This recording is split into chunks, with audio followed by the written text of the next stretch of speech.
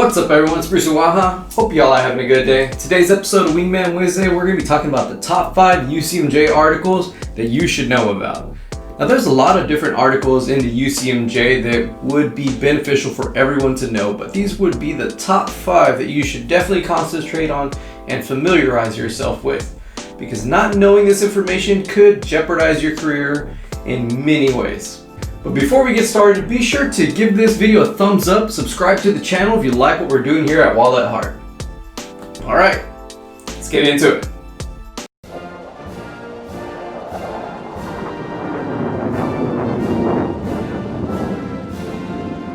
And you may be asking yourself, Gonzo, how did you come up with this list? Well, it's really easy. I contacted one of my wingmen over at the JAG office and I asked him, hey, what are the top 5 UCMJ articles that airmen should really know about once joining the military? He immediately told me, hey, this is the list that all airmen should know about because these are the most common violated UCMJ articles. Now we go further into this conversation on Wingman Wednesday's The XChange over at Wallet Heart Association. So be sure to check out that channel, check out the interview as well as other interviews that we have on that as well.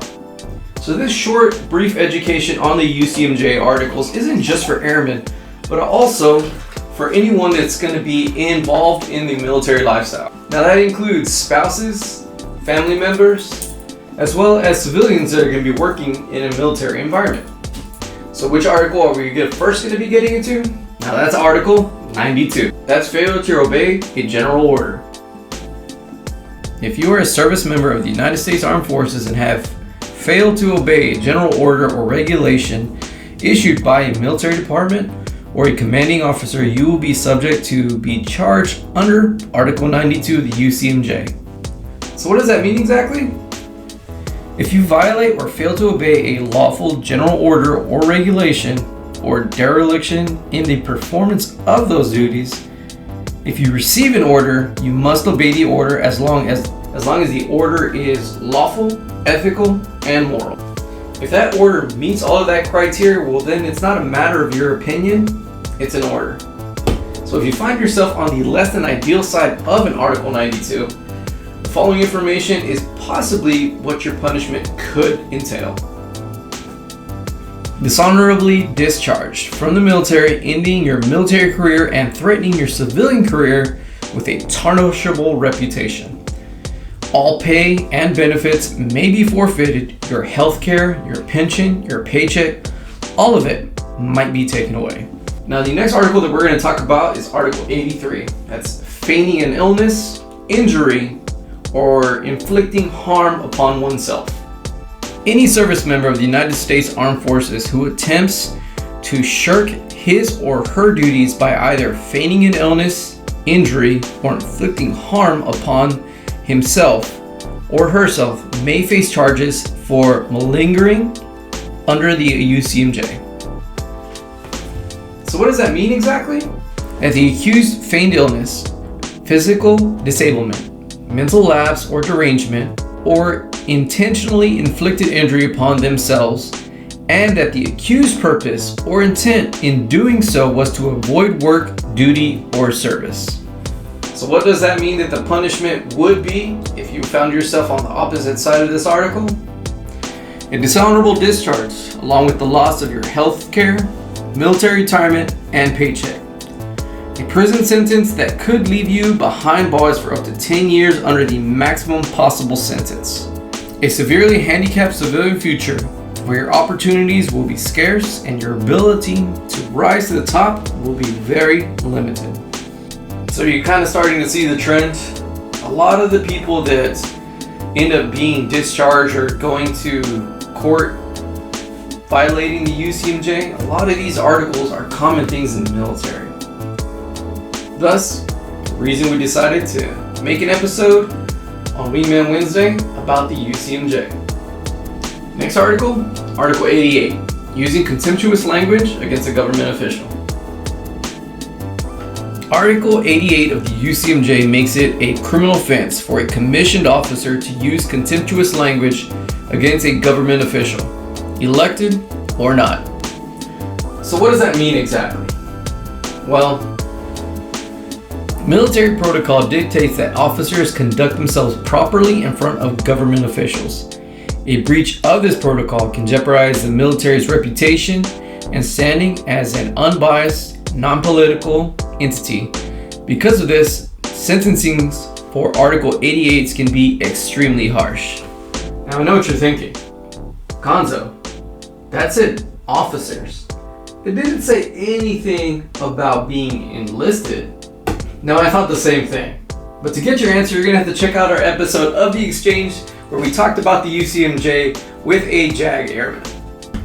But if you find yourself on the opposite end of this article, the following information could possibly be the punishment that airman might face. You may face dismissal as a commissioned officer. Even if you do avoid being discharged from the military, your advancement will almost surely grind to a halt. You may face imprisonment for up to a year, along with forfeiture of all pay. You may put your family at risk for extreme debt as well. Your civilian reputation could be impacted by a prison sentence and a dismissal, the officer equivalent of a dishonorable discharge. Now, the following article, I know for a fact everyone has heard about, especially early on in your career joining any military branch. Now that is Article 104, Fraudulent Enlistment. Should a service member of the U.S. Armed Forces be accused by deceiving the government by deliberately concealing or misrepresenting information related to your military enlistment, appointment, or separation, you may be charged with a crime under Article 104A of the UCMJ. What does that mean exactly? Well, simply put, if you lie or give misinformation during your enlistment process or your enlistment application, you could be charged under Article 104. But what's the punishment? Any pay you may have received from enlistment or appointment to a new position will require its immediate return. Your family may be forced to pay off your debts. You may be punitively discharged from the military for the rest of your life. You will be forced to hide your previous service from employers and acquaintances. You could face anywhere from a maximum sentence of 2 to 5 years in prison should you be convicted. Now, does that happen? Yeah, sadly it does.